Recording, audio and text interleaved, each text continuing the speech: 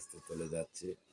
আপনাদেরকে কিছু বিষয় অনুরোধ করছি। আশা করছি আল্লাহ সুবহানাহু ওয়া তাআলা আমি সহ আপনাদের সবাইকে এই সমস্ত অপকর্ম থেকে আল্লাহ পাক আমাদেরকে মুক্ত রাখবেন। ১ নম্বর হলো এই পৃথিবীতে আল্লাহ সুবহানাহু ওয়া তাআলা আপনাকে আমাকে পাঠিয়েছেন। পাঠানোর পরে কিছু নিষেধাজ্ঞা আল্লাহ আমাদের উপরে নাজিল করেছেন যে আমরা কোন কোন কাজটুকু করতে পারবো না এবং কোন কোন কাজগুলো আমরা করতে পারবো। এমনটা হলো ১ নাম্বার হলো আল্লাহ রাব্বুল আলামিন এই পৃথিবীতে পাঠানোর পরে আমাদেরকে নিষেধ করেছেন যে তোমরা যদি শক্তির বলে, ক্ষমতার বলে, টাকার গরমে বা গোষ্ঠীর ক্ষমতার কারণে যদি কোনো মানুষকে অযথা তুমি আঘাত করো বা সে যদি আঘাতপ্রাপ্ত হয়ে আমি আল্লাহর কাছে যদি সে বিচার প্রাপ্ত হয় বা বিচার যদি সে দেয়, তাহলে কিন্তু তোমার এই বিচারগুলো আমি আল্লাহ কঠিন হাসরের ময়দানে তো করবই, কিন্তু দুনিয়াতেও থাকা অবস্থায় তাহার কঠিন বিচার আমি আল্লাহ করব।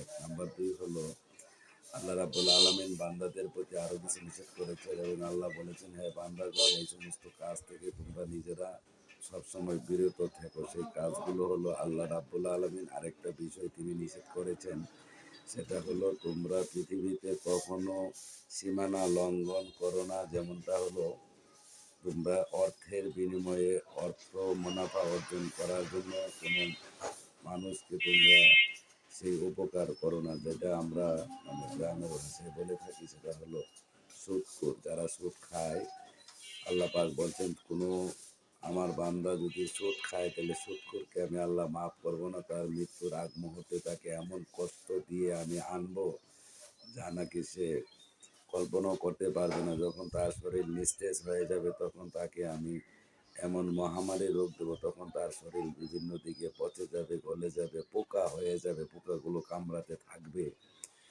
এবং তার ব্রেইনের স্মরণ শক্তি আমি নষ্ট করে দেব। ব্রেইনের যে মেমোরি রয়েছে সেটাকে আমি একেবারেই মানে দুর্বল করে দিব। তখন সে ভালো মন্দ আর বুঝবে না। তখন সুদ খাওয়া মানে ময়লা খাওয়া সমান কথা।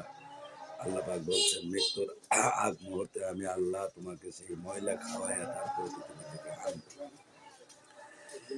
এরপরে আসেন আরেকটা বিষয়, যেটা হলো কেউ যদি আপনার এই পৃথিবীতে কেউ যদি আপনার আরেকটা কাজ করেছে তাহলে আল্লাহ পাক তাকে শাস্তি প্রদান করে। সেটা হলো যদি কারো আল্লাহ এমন কাউকে না করুক, কোনো সন্তান যদি তার পিতা মাতাকে যদি আঘাত করে, পিতা মাতাকে যদি অতিরিক্ত মারধর করে, আর সেই আঘাতপ্রাপ্ত সন্তানের হাতে মায়ের খেয়ে পিতা যদি আল্লাহর কাছে হাত তুলে দোয়া করে, আল্লাহ সুবহানাহু ওয়া তাআলা সমস্ত কিছু তার ক্ষমা করলেও পিতামাতার মোনাজাত আল্লাহ কবুল করেন এবং সাথে সাথে আল্লাহ সেটাকে মঞ্জুর করেন। তখন আপনার হায়াতের জিন্দেগি আল্লাহ কেটে দেয়।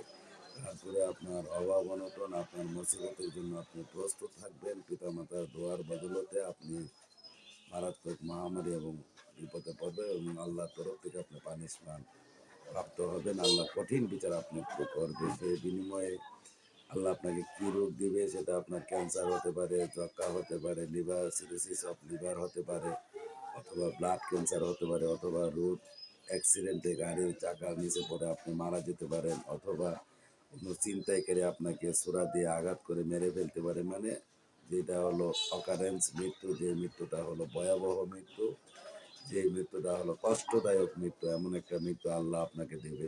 সেই জন্য আরেকটা জিনিস মনে রাখবেন, আরেকটা কাজের বিনিময়ে আল্লাহ সুবহানাহু ওয়া তাআলা তার উপরে লানত দিতে থাকেন এবং আল্লাহ পাক খুব ক্ষিপ্ত হন। সেটা হলো কোনো ইতিম, কোনো অসহায়, কোনো মানুষদেরকে যদি আপনি আঘাত করেন বা তার টাকা কড়ি পয়সা যদি আত্মসাৎ করেন, সেক্ষেত্রে আল্লাহর তরফ থেকে একটা পানিশমেন্ট আপনার উপরে প্রযোজ্য হবে। তারপরে হলো আপনার কেউ যদি আপনার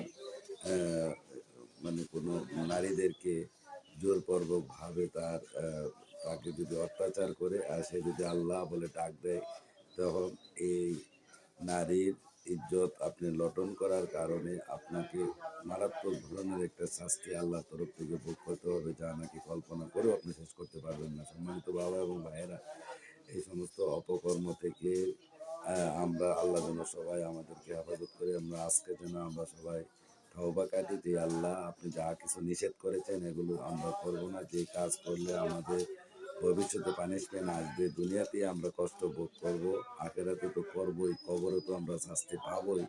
সেগুলো কাজ আল্লাহ আপনি আমাদেরকে দিয়ে করাবেন না। আল্লাহ আমাদেরকে হেফাজত করুন। শক্তির বাহাদুরি করবেন না, তাকাব্বুরি দেখাবেন না। মনে রাখবেন আপনি আজকে নওজোয়ান, আজকে আপনি যুবক, 2 দিন পরে আপনি মধ্যম বয়সের হবেন, আবার 2 দিন পরে আপনি বৃদ্ধ বয়সের হবেন।